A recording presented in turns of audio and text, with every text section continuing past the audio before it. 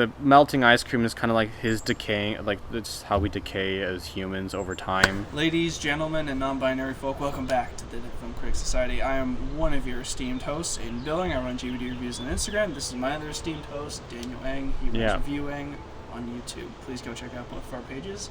And as always, I'm going to start off with some goddamn trivia. Daniel, what do you got for us today? What's the question? Well, I have it here on my laptop. So I was asking, so we watched 2 Charlie Kaufman films for today's podcast. I was wondering which movie was his directorial debut, because it wasn't either well, it might be actually one of the ones that we talked about. Or do you know if it was another one? I'm just trying to think, because I know he didn't direct a film for a while there. What was his directorial debut? Shit. It wasn't Anomalisa, was it? No, that's not right. Fuck.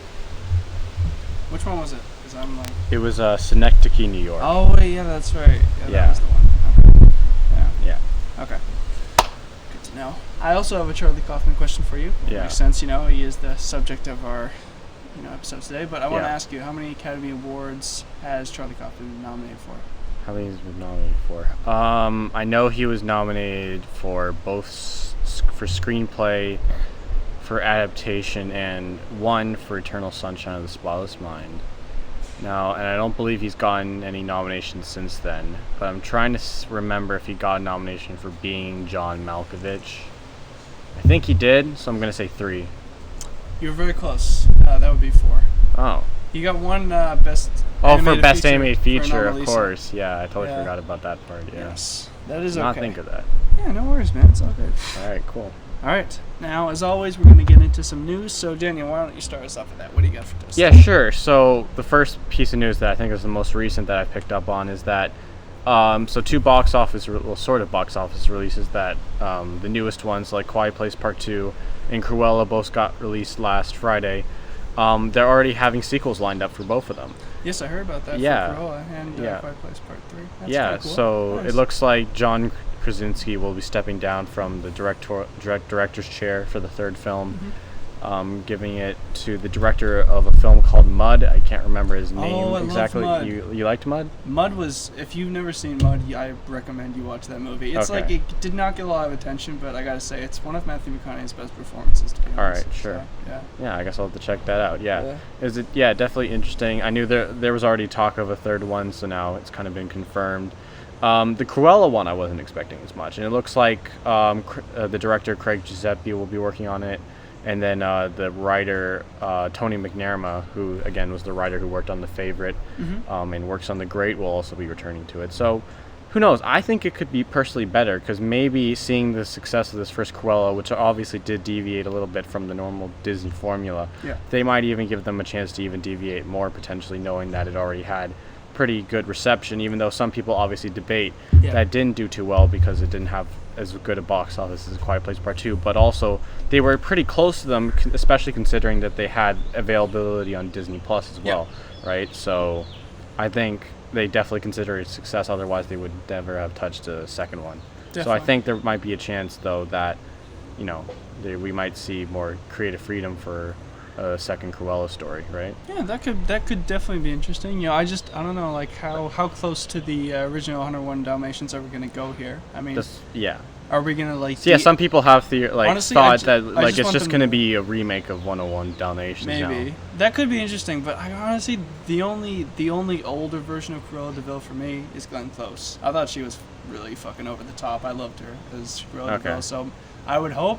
Well, actually, if it's a remake, they're obviously not going to bring her back, but I hope that Emma Stone at least pays homage to that performance in some way. For sure, yeah. I think she did, to a certain extent. Yeah.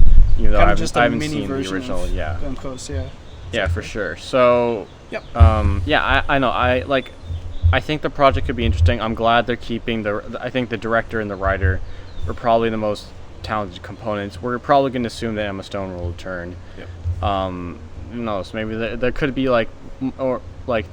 there weren't any really original was Emma Thompson's character ever alluded to in the... I don't believe so, no. Okay, so maybe there could be another fun new character that they could create that could be pretty integral to the plot that I think I'd be interested in seeing. And it's like, I hope, that they give Craig more creative freedom and Tony more creative freedom, because I could tell that like that screenplay really wasn't his. It was like very much constricted by the story, and clearly there was a lot of lines he had to shoehorn in, probably for the Disney of it all.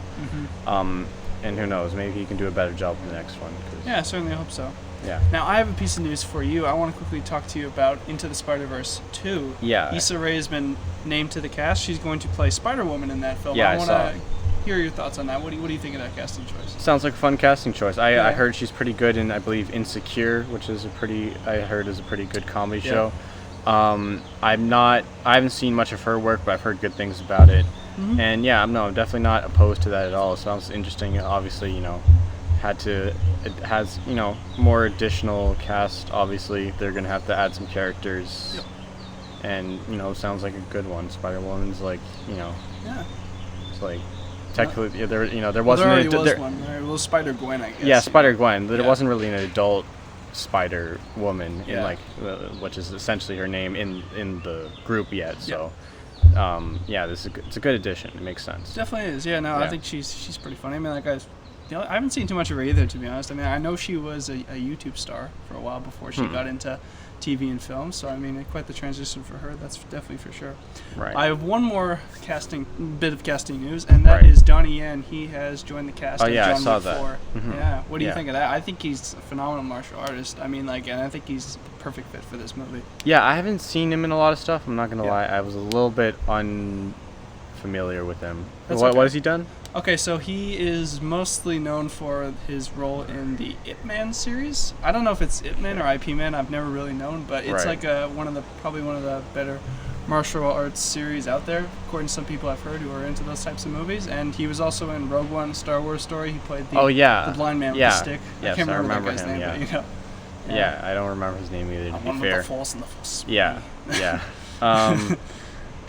Yeah. So also the third Quiet Place movie apparently is going to be more of a spin-off than a rather straight-up sequel. So I'm thinking that it's probably going to go more in the direction of newer characters. Okay. So there might only be like one or two of the returning cast, I can imagine. I don't know what happens at the end of Quiet Place Part 2 yet. Neither do you. We haven't seen it yet. Nope.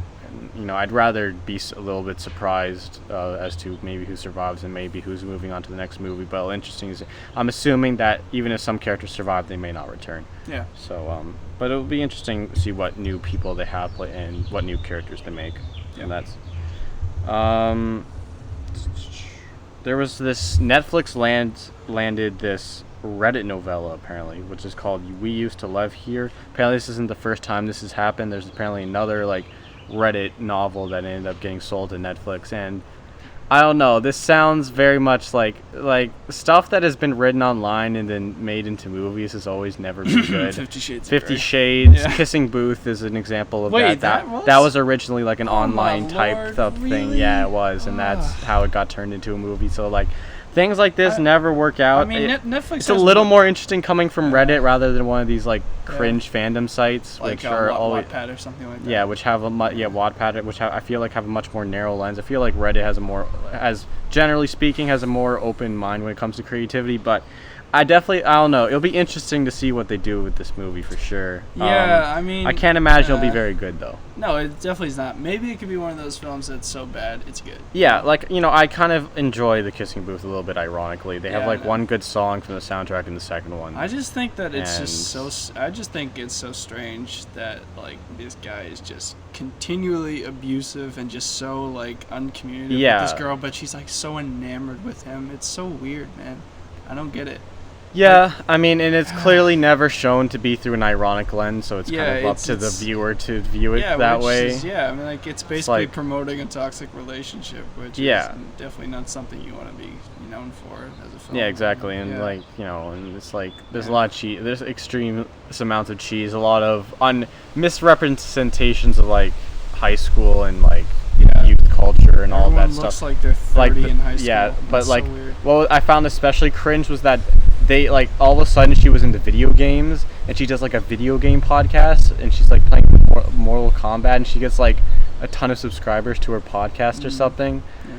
It's that came out of nowhere though. It's that wasn't set up at all in the second one, and that game is extremely irrelevant. They couldn't obviously afford or get permission to put an actual game But of course, yeah, I but mean, like, as you saw, well, like, what would you expect from like a Netflix movie like that? Like, do you remember in California? It's like exactly like California that fake Question. Fucking shooting They were, they were God. playing. I'm pretty sure what happened is they put a green screen on the television. Of they were course, playing that's what they did, PlayStation, but then the guys who did the green screen were like didn't know that like put League of Legends up because it's like, oh, this is a popular video game, and it's not shown enough to be copyrighted or whatever.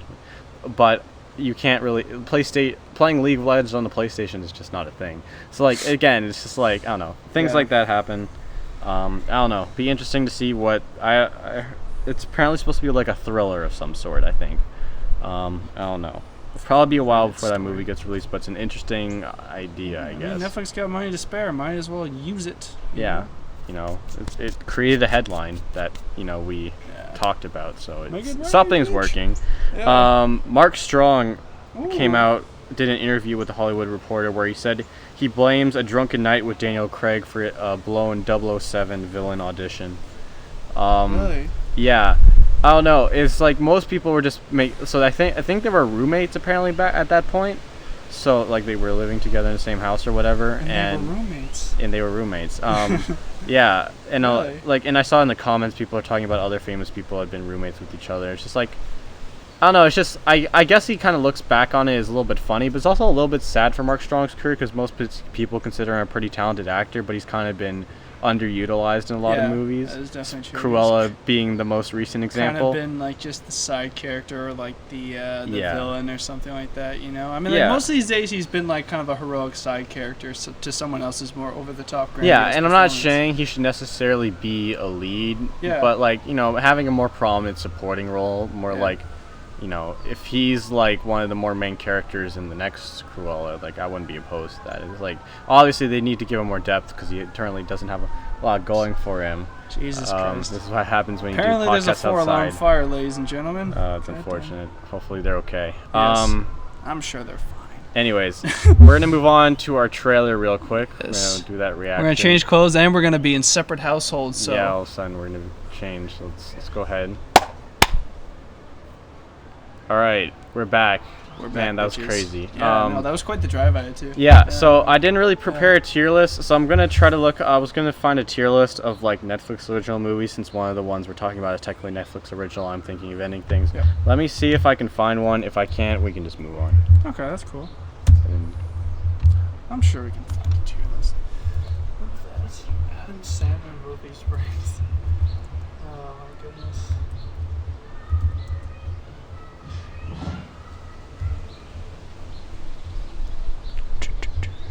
Oh, TV shows, series, movies. There we go.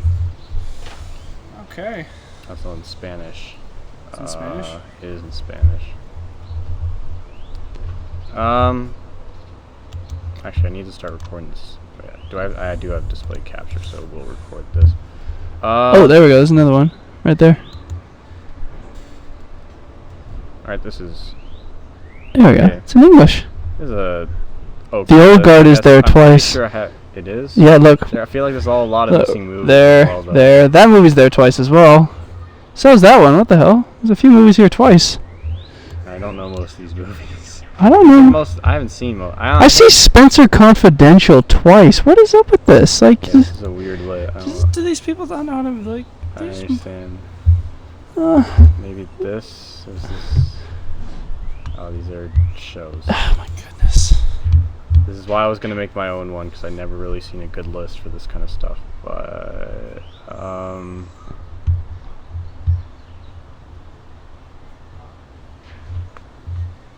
yeah, I think we're kind of screwed. Is this all shows again? This is all shows again. We could do shows, but then again, that's a lot of shows. That's a lot of shows, and I haven't seen most of them. Yeah, that's fair. We could just do the Spanish one, I think, because it has more movies that I've actually seen. Yeah. On it, even though. And it actually has. I mean, like we can just go by the colors. I think. Yeah, S, A, B, C, D, F. Yep. Kind of. We skip E. No one gets E's around here. All right. Well, we might as well just go through all the movies that we have seen, because I have seen a good amount of these. Yeah. The kissing, is this the number? I think it's there twice. I don't know what is it, the first one or the second one, even though they kind of belong in the same tier. So it's just. I think they slapped them both there because they're really bad. I like the second one slightly more because it has a song I like. Somewhat ironically, somewhat unironically. Beast of No Nation. Have you seen this yet? I have not seen this movie. I've heard nothing but good things about it, though. You were gonna do it for your project, I remember, but then it was a little too violent. I watched it. It's pretty good. And the director's actually doing a James Bond film. Yeah, Cary Fukunaga. Yeah, I am really excited for that. He was also supposed to do the It film before Andy Muschietti took over as well, actually. Interesting. Yeah, because apparently he was actually, in the original It book, there's like this whole scene where the children have an orgy, and he wanted to keep that in the film with his original script, but then, of course, the studio didn't want that, so they brought in Andy Muschietti, right? So, anyways. Yeah. There's a fun fact for you. Anyways, we're gonna put Beast of No Nation in like the A tier. Yeah, pretty good. Definitely. Definitely a higher tier. Ballad of Buster Scruggs. I've heard good things about that too. It's the Coen brothers. Good. I think this is also A. Okay. Especially since I know there's worse things. Bird Box. I did not like Bird Box. It just felt like a rehash of A Quiet Place with with taking away another sense. You know. That's honestly it. Well, not sense, but debility. I guess you could say. So I think it's like D or C? I guess it's like C. C tier. It was okay. Was entertaining. Have you seen any of these? I've seen the Cloverfield Paradox. It's shit. Put it in D. Below that actually. F. Put in beside Kissing Booth? Yes, it's bad. Sierra Burgess is a Loser. I've never seen it. I've seen it. It's basically the same quality as the Kissing Booth movies. Lovely. It's really bad. The Myro, I haven't seen that yet actually, but I do need to see it. Why is the Ballad Buster Scruggs here again? I guess we'll just throw that up there. Roma. This is a pretty great film. Yeah, I haven't seen this one yet though. You haven't seen it yet? Nope. You should see it. It's a good movie. I need to rewatch it. Yeah. Apparently the sound design was very well done. Unfortunately, I couldn't. I watched it on my laptop. I'm sorry, Alfonso. I'll at least watch it on my television next time. I don't remember. Probably not. I'm not gonna lie. I probably didn't. And honestly, that's another worst thing is that my laptop specifically, I think I busted my speakers, so they're not very good. I don't know how I did that, but something happened. Anyways, Okja. That's a pretty good movie. It's a pretty good movie. I remember you and I did end up liking that. I think we can put it at low A. I think that's fair, yeah. Not one of Bong Joon-ho's best, but definitely not one of his worst either. But with the director who's just set the bar higher and higher every time, it's harder to, Again, there's also so many repeating movies. Yeah, what is up with that? Jeez. It's Roma twice again. It's like, See, if I need to still watch some of these. I don't know if I see any more that I have seen. I think that might have been the last one, if I'm being honest. Death Note is there. Have you seen that? Yeah, it was shit. Same with Bright. Bright, I think that's like a D, and Bright's like a D as well. To be honest. All right. Have you seen The Babysitter? No. Yeah, it's okay. It's just another McG film, Probably like a C. C. Yeah. Yeah. I will try to highlight a couple movies that I still want to see. The Meyerwood Stories from Noah Baumbach. He's a very talented director. Mudbound, also a pretty good movie. Got nominated for Best Adapted Screenplay and Cinematography. Happy as Lazaro is pretty good, but I haven't seen that yet. Yeah. I don't know. I feel like this was done in 2018 because they don't have anything beyond like Roma. They don't. When was this made? Does not say. Well, yeah, I don't know. I wanted to make my own because I knew that, like, obviously Netflix has done a lot of other original movies, some good, some bad, some California Christmas, some Marriage Story, some, it's weird. It's like their movies are just so hit or miss. It's like you can either, it's just like you can, like you said, you get California Christmas or you can get like Marriage Story, but it's just it's so crazy how far like on each end of the spectrum. Yeah, it's like they hire really talented people like Martin Scorsese, and then they hire the star from Airplane Mode to write a movie. I know. And get stuff off of Reddit. I don't know. It's definitely a wide spectrum. I mean, it's clear that sometimes you can. They're clearly not going for all quality type. Sometimes of thing, they just want to get that sweet. Yeah, cash, sometimes it makes cash, and I mean, we watch California Christmas, so they must be doing something right. Yeah, you know what I'm saying? Cash rules everything around me. Cream, get the money. Dollar bills, y'all. Anyways, I think we're done with this. Yeah, I don't think there's any other films that... Yeah, but like, why is there so many repeats? I don't know why there's so many repeats. Like that. It's just, that's why I want to do my own. Yeah. Maybe I'll do maybe we'll do this again, but with a more updated one. Using some of the films that we haven't do. I'll send it to you. Yeah, maybe. Cool. I don't know. I like using Photoshop, but I think it's also cleaner as well. Anyways, I think we can now get into the movies. Yes. Which one do you want to start with? Ooh, well, it depends. Like, which one do you think? Which one do you have more to say about? I think I have more to say about Anomalisa. I think I'm the opposite. I think I have more to say about I'm thinking. Rock, paper, scissors. Sure. Okay. All right. We'll talk about Anomalisa first, I think. Okay. Sweet. Yeah, I don't know. What did you think of it? Because this was both our first watches. I've watched I'm Thinking of Ending Things before, but this was our first watches both of Anomalisa. Was this your first Charlie Kaufman directed film? Yes. It was. Yeah. No, I gotta tell you. This was the first one you watched between the two of them? Yeah. Yeah. Okay. Yeah. I mean, it's not like any other animated film I've seen before. Oh, I think. I mean, I think that's the understatement, though. I mean, like pretty certain. It's just. It's such a unique style, like it's stop motion, I think, or something like that. But it looks amazing. It looks very good. Like seriously, and the way that they're able to convey the emotions of the characters just with this style is brilliant. Honestly, I mean, like, I think it kind of reminds me of like those Leica movies that were coming out a while ago, like like Paranorman or like Coraline a little bit, which we talked about. Yeah, no, it's sort of like that, but except the faces look not as cartoonish. They look actually really relatively realistic, and I like that. I think it's a very well done film, and it's interesting because I mean, obviously Charlie Kaufman is not known for his animated films. He's done a lot of that great was his stuff. First one, yeah. Yeah, no, I mean great stuff with like live action stuff like that. So it was not a choice for him to do a film like this, but I mean like as we saw with Wes Anderson when first time he forayed into animation, he did stop motion as well. With Fantastic Mr. Fox, that was a huge success, and then he followed it up with Isle of Dogs, yeah. I mean, like, maybe we'll see another one like this from him soon. Yeah. I would be down. I would love to see another film like this. I think it's definitely a very unique animated film. Yeah, if you didn't know, the movie started off as a play he was going to do. Really? Yeah, it did. Yeah. And part of the reason why I think it took is because there were 7 years between this movie and Synecdoche, New York. Yeah. One of the reasons I know is that, obviously, the transition of, like, him... Like, because I think he did do it as a play, but I think it was unreleased. I think it wasn't released to the public. Yeah. And then he ended up, kind of like talking with some people who were involved in the film business, and they liked the idea. So he ended up getting the financing for the film, and obviously that turned into and then obviously, with some of the things he wanted to do, the animation style, if he tried to do that in live action, I think it would have really worked with a good amount of moments.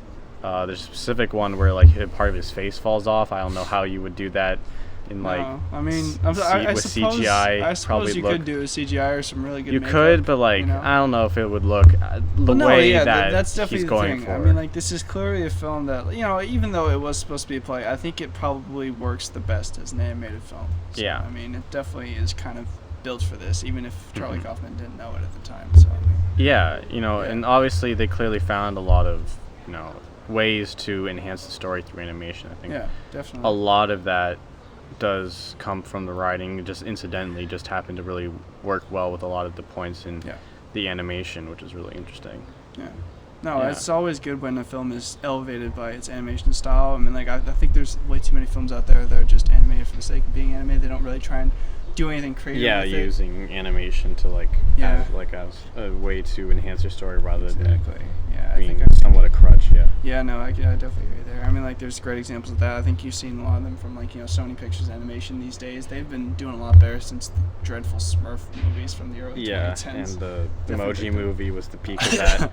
And then, but, they released Spider-Verse the next year. Now they've got Mitchell's Machines are definitely trending upwards. Yeah. And I'm sure they're going to Well, they had Claudia with a Chance of Meatballs earlier in the 2010s. So there was promise there from the beginning, but they just transitioned in the crap for a little bit. Now it's always, the reliance on Lord and Miller clearly, trusting them with a lot of their creative Sony animation projects to clearly better decision than whoever they had direct the Emoji movie. Exactly, yeah. I don't know. I think the music in this movie is pretty good. Anomalisa. I think the music's very well. It's done by Carter Burwell. What else has he done? Who's done like No Country for Old Men, 3 Billboards Outside of that makes Missouri. sense.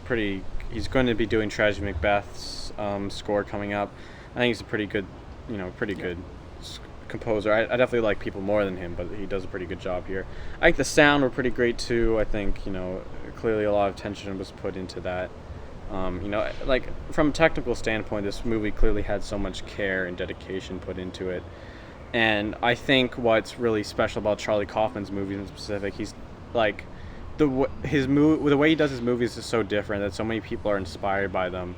That, like, what I heard is that, like, a good amount of the people working on the animation team were willing to take a little bit of a pay cut in order to, be able to work on a Charlie Kaufman project. Really? It's like when I've heard, like, quick interviews or just statements from people who worked with him, they're always just so excited to work with him because of how different his stories are told.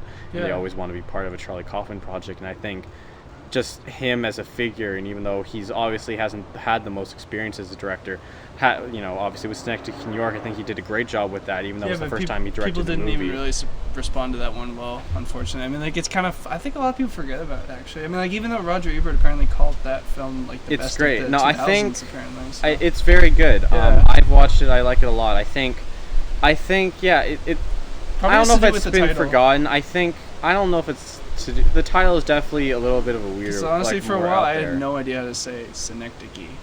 I don't even know how to say I mean, I would say that it definitely has a large following, especially in the film community. Yeah. I think a lot of people look to it. I mean more like mainstream. Mainstream for sure. But even though I'd say most of Charlie Kaufman's work hasn't really been acknowledged or praised by the mainstream that much at all, except maybe Eternal Sunshine of the Spotless Mind.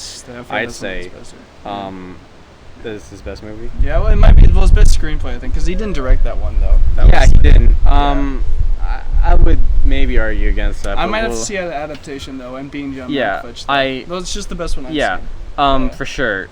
It's, and like I was saying, it's like he clearly inspires and has a lot of dedication towards the people he works with, and the people have the same affection for him. Yeah. And I think that's brought out a lot of great performances and technical works from the people he's worked with, in all of his movies he's directed. Obviously, he had a little bit of that with his previous work with, like, Spike Jonze and Michel Gondry, who did Eternal Sunshine. But I think it's so apparent, having watched all of his directed films, that everyone who works with him has so much care and for his work, knowing how much they love his screenplays, and so it brings out the best in them. Yeah. And I clearly see that in the movie. The lighting and the animation, like specifically one of the most complicated scenes was apparently the sex scene, which apparently took like 6 months to do. Like, it was insane. My God, that's another reason why this Jesus. movie. Yeah, exactly.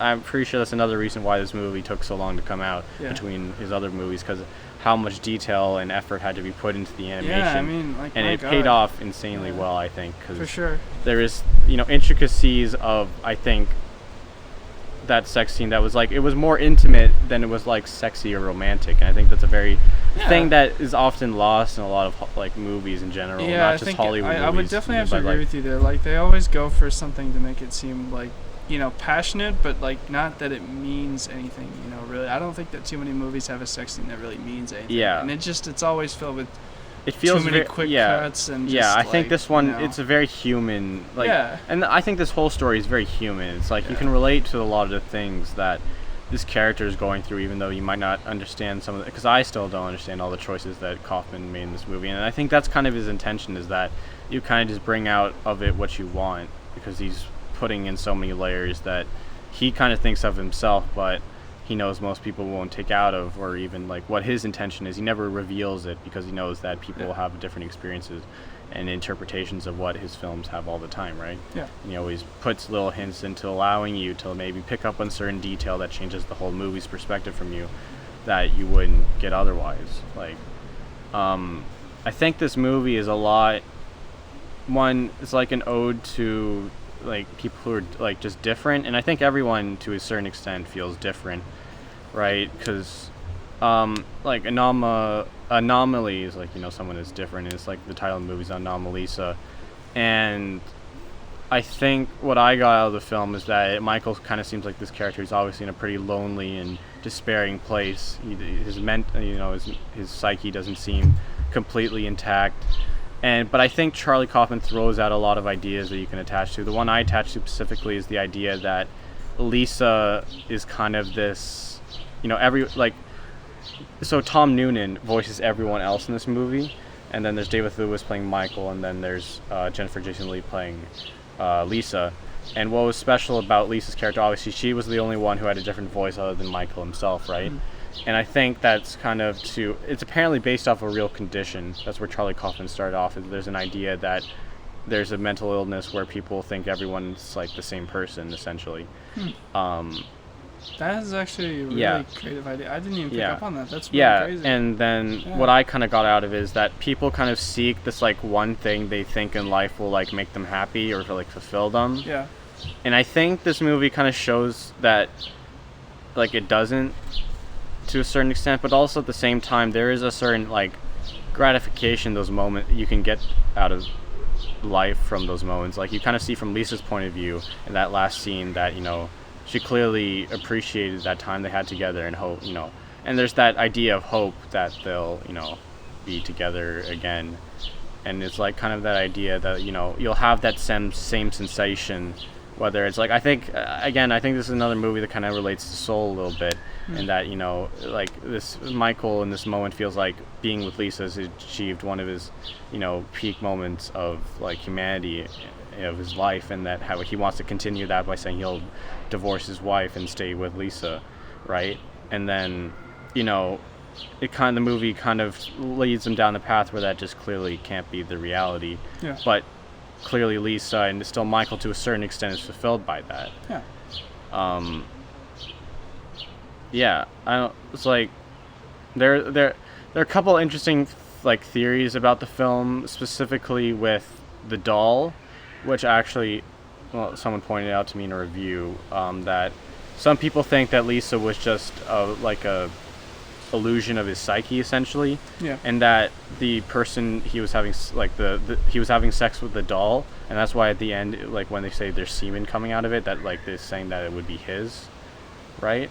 So, but then there's also the idea that maybe he like did something with that doll before he met Lisa and before he heard Lisa's voice, and, you know, started to track her down.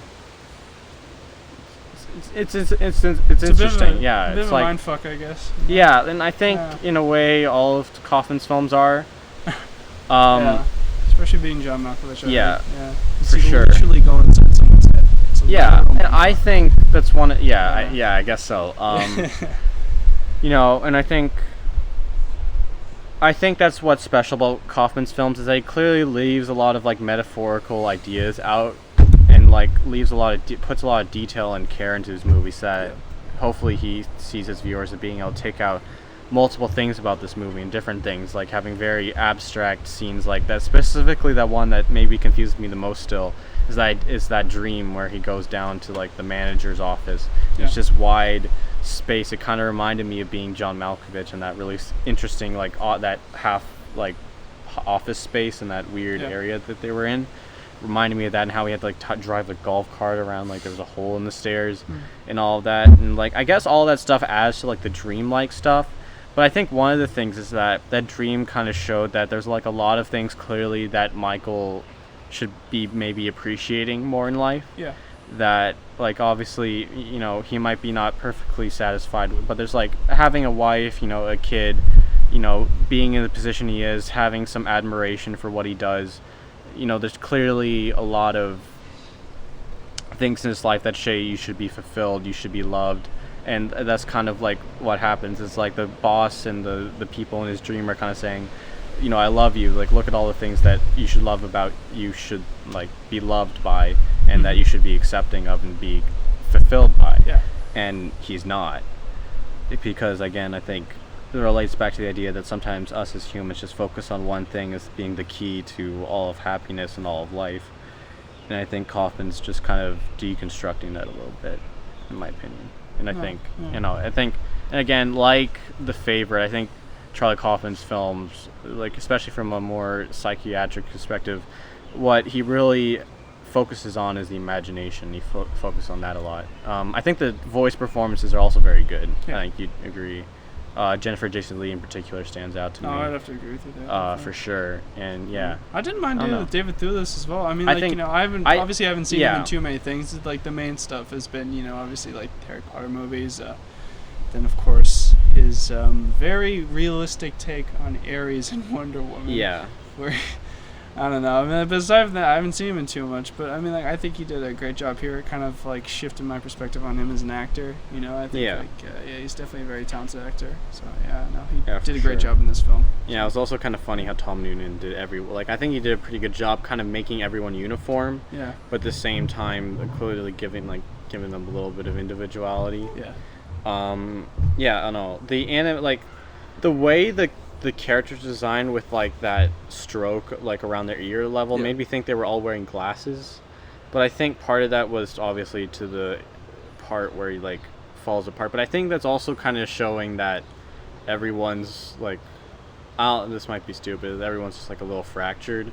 And it's like I think he says it in his speech, like everyone has aches and pains, and in that speech he also kind of reflects on how often people, you know, like don't show them true selves in like human interaction. Like they're always wearing a mask of some kind. Yeah.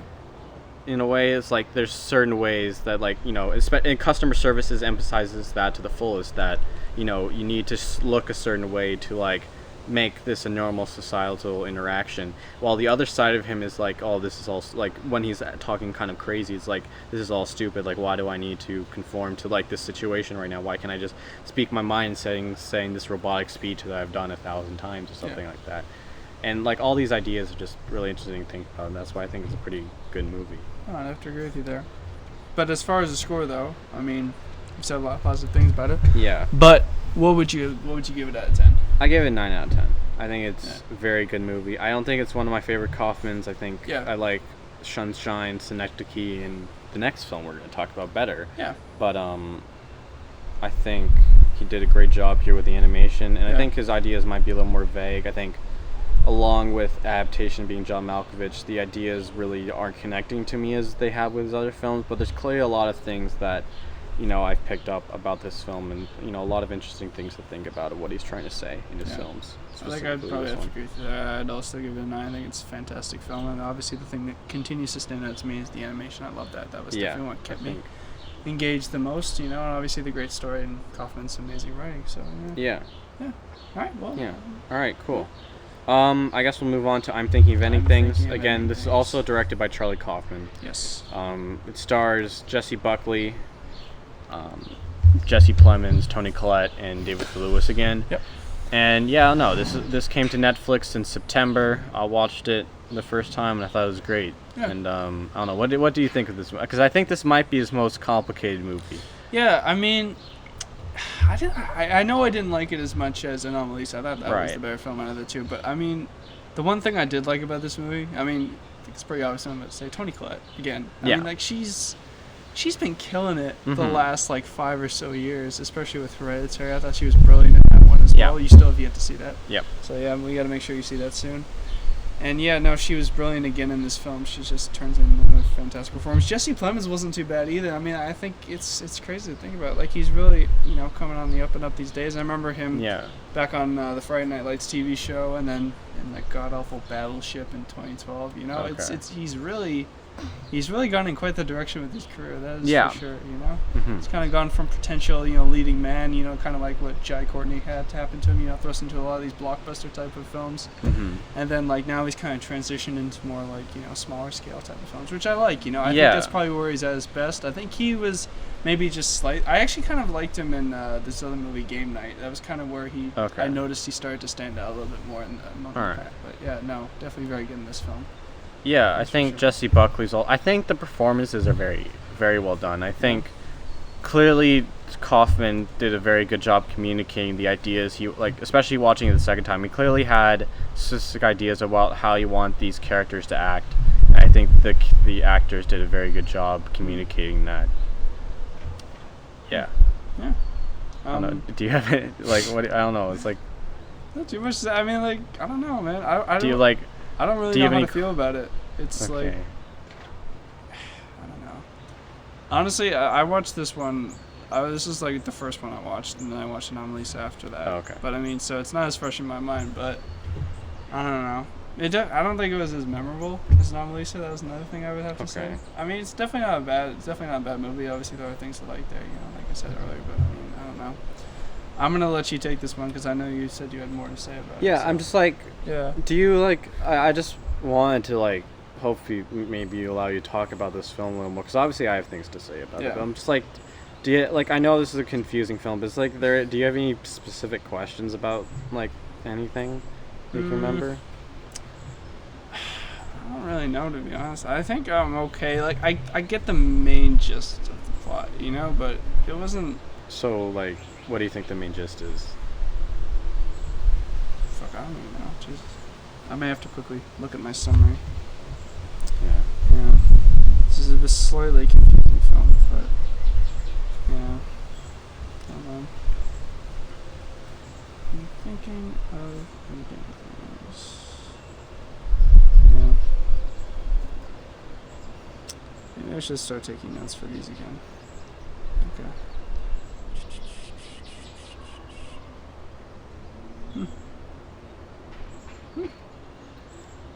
Okay, here we go. Here's one. Like,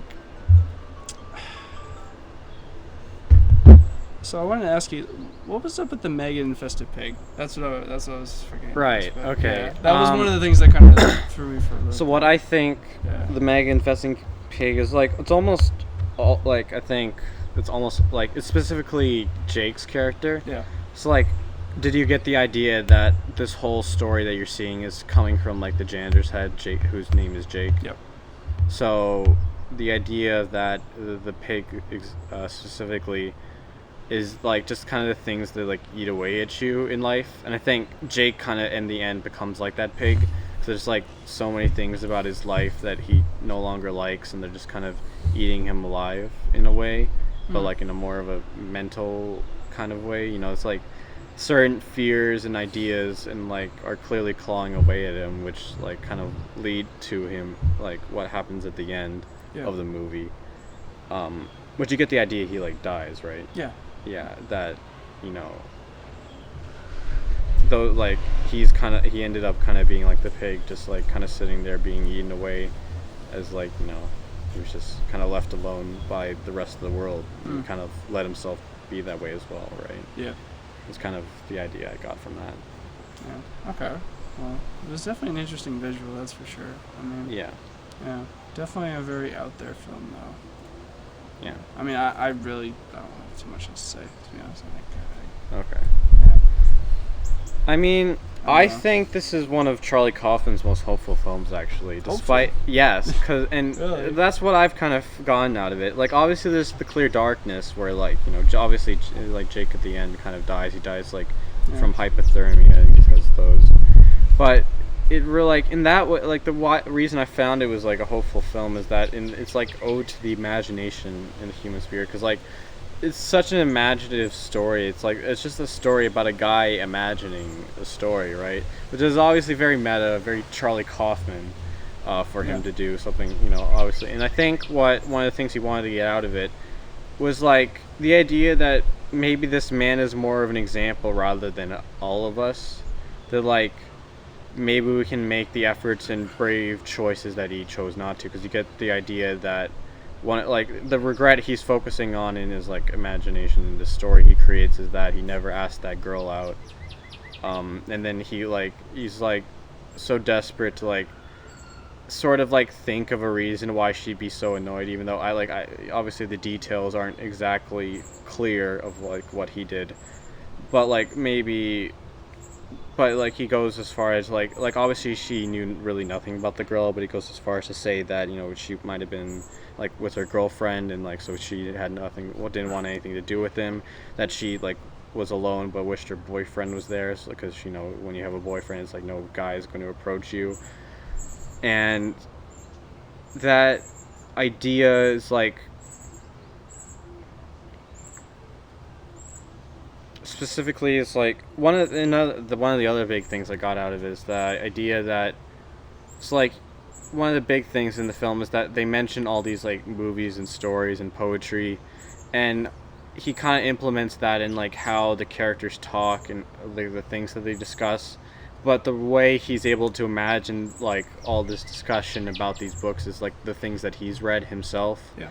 Kind of showing how like a person in like their real life can kind of project the things like is like nothing really makes any nobody makes something like truly original. It's like the same idea that the paintings he was making was like very much copying the style of another artist. It's like the things I'm talking about right now, and like the ideas I have about this film, a lot of them came from obviously the film, right? Because obviously I wouldn't have these ideas if it wasn't for the film, but also from like other reviewers and other people who had theories about this movie. And it's just an interesting way to like, you know, it's like sometimes like one of the, even if like all we get out of like Jake obviously has lived a very sad life, but at least, you know, I think it's very maybe hopeful even though in the end he ends up dying, that he gets so much entertainment and hope out of, you know, the movie that he watches, like the Robert Zemeckis one thing there. And like all, and like he's able to create such a like a pretty entertaining story within his own head. Wow, but obviously those are constantly inflicted with the idea of like what he's doing with his life, you know, like what is he gonna do, like the idea of I'm thinking of ending things, like especially when you watch it the first time, you think like the Jesse Buckley's character is thinking about, you know, like breaking up with Jake, right? But in the real, like he's kind of, I think in a way Jesse Buckley's kind of like his conscience, or like the universe, like, or what he believes the universe is telling him, like, you know, I'm like, you know, it's like time to disconnect, it's time to end things, like in his, like just in his life, like being in this world kind of thing. And it's like, again, all this stuff is like, I think very interesting. It like, I don't know, I think I wrote it, I liked it better when I wrote it down, so I'll maybe say a couple things I wrote down. Yeah, it's like, I think, you know, Kaufman kind of hopes that you find like meaning in movies, and like in like the musicals, music and ballets, and the imagery and the paintings he shows within the movie shows like how different art forms can affect people.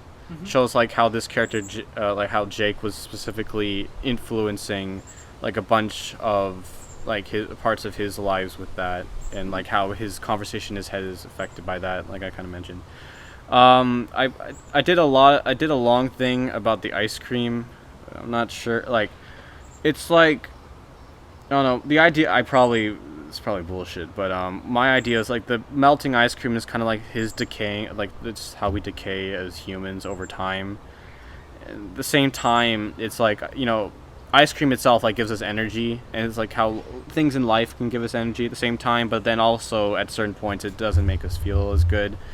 And this is even stupider. It's like ice cream affects different people, just how life affects different people differently. It's like some of us. Stupid metaphor, actually. Yeah, I like mean, not one of Kaufman's best. I mean, but, see, I don't even know this. Yeah. I think I'm extrapolating things that might not even be there, but also I think a lot. It's like what Kaufman I think also does pretty well is that idea of that, you know, Jake's dad, when she's showing them the paintings, is like, why can't I see myself in there? Like, I can't feel anything from not seeing a person being sad or happy in the image, in the same way that Kaufman kind of hopes that you'll be able to take something out of this, even if he isn't explicitly showing, like, you know, like a Robert Zemeckis story, like a, you know, a Forrest Gump thing, right? That you can take different meanings out of it.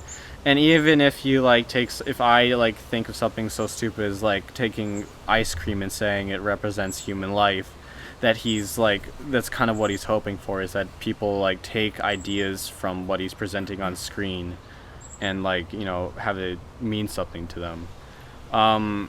It was also so apparently Ian Reid, the author, is Canadian. Really? Apparently, yeah. And one of the things, like when he was the author, which Charlie adapted, one of the things that, you know, the setting he based on his like, he apparently did like a lot of thinking while he was driving like into the rural country of Ontario on those like long roads. There's nothing but just farmland, and that's kind of the idea. And in the book, which I've read now, they stop at like the Tinseltown is actually a Dairy Queen in the movie, and obviously burrs are clearly based off of blizzards. And I guess it makes sense as a setting, because, like, you know, when you're just driving along long, dark roads and there's nothing around, you don't have to worry too much about the road. It's like, it gives time for your mind to just kind of wander. Yeah. And, yeah, I don't know. Like I said, I think And I think the music I really like a lot in this movie as well. I think Who's that done by? The ballet. I'm trying to remember. I don't remember his name. I need to remember his name. But it was really interesting because, huh? Do you want me to search it up? Yeah, sure. All right, cool. Yeah. I will make myself useful. And I think I really like the ballet. I should probably finish up, but well, the I guess movie is done by the score in this. I don't mean to interrupt you, but the music problem. in this film is done by this guy named Jeff Wadley. Yeah. Doesn't seem like he has. Yeah, he hasn't done many other movies. I know. The reason I think Kaufman hired him is he just happened to have one of the perfect he had experience doing like ballet. Yeah. But also commercial jingles. Yeah, which are it's not a bad mix for this movie. Because exactly. I think in the more elegant moments, something like a ballet definitely works. Yeah, and I think obviously, I think another thing that's really good about this movie is it's beautifully shot. Yeah. The cinematographer from Cold War or Ida. I think I've mentioned those movies. Yeah. Should watch Cold War. It's good. Ida's better, but and they're both on Amazon Prime, I think, so you should probably check them out. Okay. They're both in black and white. I think he does a really great job. I think the editing is really well done because like it clearly communicates when Jake himself is kind of thinking from his perspective versus putting himself in the perspective of the characters he's kind of creating in his head. And I think that's very well done. Again, the acting I think is very good. I think the ballet kind of reminded me of, like, when on a second watch of the end sequence in La La Land a bit. He's kind of imagining a scenario where he does get, where he's with that girl and, like, it's a happy situation, right? Kind of how there's that sequence where, when they're looking at each other, this imaginary idea that they would be, like Ryan Gosling and Emma Stone's characters are together and, they live this happy life. The same thing kind of in the ballet, that maybe if you asked that girl, you'd have this beautiful, happy life with her. And then also it kind of comes back to the reality, showing that it can't be perfect, that in reality as well, like, not only can things not be perfect, but specifically he made choices that prevented that, and like kind of like how he like kills his younger self, right? It's like the choices he made. Obviously it's not like a future time thing, but it's like how his real him didn't allow that fantasy him to exist at all. So yeah, I don't know. Like, I think this movie is extremely well done, really well. I don't like one editing choice. I don't like one shot. I think a couple of the lines and things I still don't really understand or take meaning from, but I think this is a very well done movie. And it's a very interesting adaptation as well, because I think the book is even more, like, even despite the book still being complicated, I think it's even more straightforward than the movie is. And it's really interesting what Kaufman did with that concept. Yeah, well, definitely took a concept and expanded upon that. I think that's always the goal when you're trying to adapt something. So yeah, for sure. Glad to see Dave was able to do that. Now, as far as the score, what would you give this? 10 out of 10. I think this is a great movie. You liked it better than Anomalisa? Yeah, I did, for sure. I think it's my favorite Kaufman movie. Okay. Yeah, like, having watched it twice, it just, thinking about it is just like, especially while watching, is just one of the more interesting things I feel like I can do with 2 hours. Yeah. Okay. And I think it's still a hopeful movie, because it's like, I feel like it's kind of a idea that, like, Charlie's kind of asking people, don't try to be like this janitor, go out and try to do something, maybe make that attempt, to do something you wouldn't be willing to, because you might regret it. And it's like, and he does it in a very complicated and layered way that makes you think of, like, how it could apply to your own life, I think. Yeah, no, I think that's definitely a good philosophy to have, Yeah. Yeah. Anyways, what would you give this? Well, considering, like, how I don't know, I was kind of perplexed a little bit by some of it. Yeah. I mean, like, it does lower the score a little bit for me, but I still did like it, though. I want to make that clear. So I'd probably give it, like, an 8.5, to be honest. Okay. So, yeah, it's definitely a solid film, but like I said earlier, I did like Anomalisa just a little bit better. So. All right. Yeah. Yeah, okay. So I think that's the end of our discussion about Charlie Kaufman's 2 films. Probably be a while. I feel like I have a headache just talking about all this. Before we get into what we might want to do for next episode, do you have any film recommendations from the past week? Yes. Well, I told you a little bit about this. This is a movie I'm doing for my own page. It's called Milk. Honestly, yeah, I watched it. Oh, you watched it? I did watch it before my Amazon Prime expired. Oh yeah, what'd you think of it? I think it was good. I liked it a good amount. I like how it was shot. I think the performances are all pretty good. Yeah. I think it was a little cheesy at some points. No, I will agree It definitely with you there, very much went into the standard biopic based on true story aspects. Yeah. But also I found that Harvey Milk as a character, even though like I clearly didn't think like it was felt like very much the opposite of Charles Chicago 70 in that I believed more that Harvey Milk said all these things. Yeah. And they were also, and a lot of them were pretty smart and pretty entertaining things to watch. Yeah, no, there's some surprisingly good moments. Like when he's like roasting in the debate. Yeah. Like roasting the. Because he said, he's a gay guy, right? He's catty. That's what we're known for, right? Yeah, so, exactly. You know it's like trying to.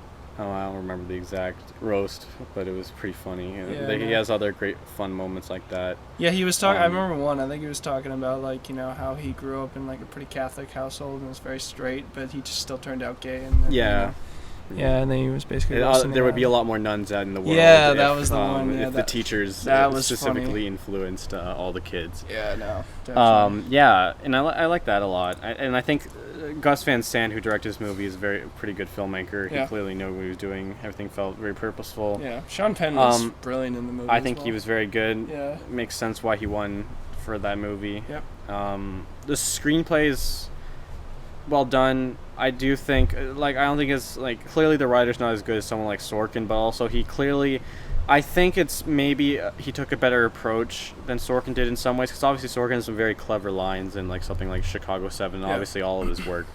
But I think obviously this writer relied on things that Harvey actually said, and I think that worked a little bit better for this movie, even though him as a writer, I don't think there was clearly any outstanding talent from him specifically, but I think, I also wish they went into I know it's about Harvey Milk, but I do wish they went to the Twinkie defense a little more. Yeah, that could have been interesting, actually. I think that maybe would have been a more interesting ending than just the vigil, and then, everyone's just well, he's dead, sad, and then... Yeah. It's I don't know, it was very surprising the way it happened, though, because I don't know, it's Josh Brolin just kind of strolls in there, acting all normal. And then he just shoots the mayor and then shoots Harvey. Yeah. And I think it was also a little melodramatic. It's that thing they were trying to do with the opera, and how his last thing he sees is the opera house poster thing. Yeah. I don't know what they were going for that. I think it's the only thing I could take from that is the opera lady he saw die in the opera was his boyfriend, and then he it was the guy, and then the woman falls off and dies, and then that's the same thing that happens to him. Yeah. I don't know about that one, but it wasn't too bad. I didn't think. Yeah, I was a little surprised Josh Brolin was he was the one who got nominated for supporting actor out of this cast at the Oscars. Yeah, I don't know if he really he didn't have enough He didn't screen do time. that much, I feel like. He didn't sometimes screen time regardless, he didn't have that much, and also I feel like he didn't even have the biggest moments out of the other characters. Yeah. Not that any of the other characters really had any big moments either. I mean, I think James Franco in the beginning had a few nice moments, but he definitely, I don't even think he was really, able to get nominated. Yeah, I don't even know if this movie deserved to get a supporting actor nomination, to be honest with you. But yeah, there wasn't really anyone else that stood out. It was very much Sean Penn's film. Yeah, but anyways, that's the one of the films I saw, so you guys can expect that review by, we're filming this on Saturday, so it'll come out on the Sunday, so by the time this is out, it'll already be out, so yeah. Alright. Did you see anything else, or? So I watched The Hunt by Thomas Vinterberg, director of Another Round, which I don't know if you remember, won Best International Feature this past year. I think this is better than Another Round for sure. Mads Mikkelsen, who won Best Actor at Cannes, gave a great performance. He was very good in his role. I saw it's a little bit of a controversial film, I think, a little bit, in that it taking the perspective of the victim of false allegations, which some people think it was unnecessary to do a film from the perspective of someone who's being accused of potential sexual assault, because of how many times the people who actually say it are speaking that are saying the truth. But at the same time, I think that's not what he was going for, because this is based off of something that actually happened. Yeah. And this was a pretty big philosophy in Europe that kids are always telling the truth. And clearly in the film he makes that out to be false. I think that was one thing, obviously that was a fundamental thing you wanted to be concerned. But I think another thing, and I think one big thing that often is missed with cases like these is just the care that's put in these cases.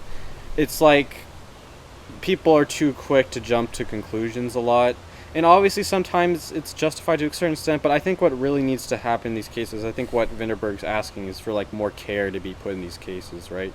And that's all like as long as people care and are being, carefully diligent about finding the truth instead of just immediately saying, oh, because he's a rich man in a position, we can't ruin his life, we shouldn't charge him, versus the idea that, oh, because she like most people say the truth, you should immediately think he's guilty. You kind of have to find a balance in there, and it should be more about caring rather than knowing someone's guilty or not guilty at first, and then hoping that care produces a better result. Because obviously, when you're like, it's a lot of movies emphasize the idea that when you're like accused, like When They See Us does a very good job of this. When you're accused of something awful, and you're going through all these experiences, like when you're actually innocent, it's just a terrible thing for you. It's like one of the most horrific things that can happen to a person, and needs to be avoided. But obviously the victims of that can go through the most terrific experiences of their lives, so they also need to be taken care of. It's very much a balance. It's all about care. Exactly. I watched Amore, which is also a pretty good movie. It's also from 2012. Okay. Got nominated for Best Picture. I think I agree with that. One of my favorite films, 2012. I think it does what The Father does, but from a more physical standpoint, because in The Father, you kind of put in Hopkins' perspective of like being the old man who's like not sure exactly what's going on. But in this case, you're kind of seen as like the physical struggles of being old and like how to deal with that. Yeah. And then this is Spinal Tap, which was like a mockumentary I I've watched. heard of that. Was it good? Yeah, it was good. I liked it. I didn't think it was like... It's from Rob Reiner, who did A Princess Bride. Yeah. I don't think it's the strongest film, but it's definitely a very interesting project, and I think it reminded me a bit of... Have you heard of Popstar with Andy Samberg? I love that movie. It was hilarious. It's like that a little bit. Yeah, no, the musical even though I think I like type Pop, but I kind of like Popstar a little more. I think some of the humor has aged, and obviously the presentation has aged. Yeah. But there's still clearly some fun jokes, and there's clearly a lot of clever improv and thought out jokes in the movie, and I like that. Yeah. All right. Sweet. Okay, well, that concludes this episode of the Dead Film Critics Society. Before we check off, though, Daniel, what do you think we should do for our next episode? I don't know. So, like, we kind of been doing this trend of trying to do some, like, doing episodes specifically, doing a couple films from the same director. I think we could maybe keep doing that if you want. Well, there is one director I had in mind. Well, as you know, like you and I watched what's it called? Those Who Wish Me Dead earlier this year. Well, not earlier this year, like a few weeks ago, right? Okay. And we were pretty disappointed by that. But the director Taylor Sheridan, he's done some other good projects, like as you know, Hell or High Water, and another great one, Wind River. I know you haven't seen that one. Yeah. Yet. So I was thinking maybe we could take a look at those two films. I think I maybe want to... He also wrote Sicario. I think I maybe want to rewatch Sicario more than Hell or High Water. Well, that's fine. So we could do Sicario and... Wind River? Yeah. As much as right. I love Hell or High Water, I think, I don't know. Yeah, it's a good movie, but I kind of want to watch Sicario. I kind of want to watch Sicario. I would love to watch Sicario again. I've watched it, this will be like my fourth time watching it, so. Alright, cool. Yeah. Alright. Well, that now concludes our episode of the Dead Film Critics Society. If you haven't already, make sure to subscribe and follow us both on our respective pages. That's at GBD Reviews on Instagram, at Reviewing on YouTube. Give us both lots of love and support on our videos. Thank you. So, and, we appreciate it a lot. And we'll see you guys in the next one. See you guys.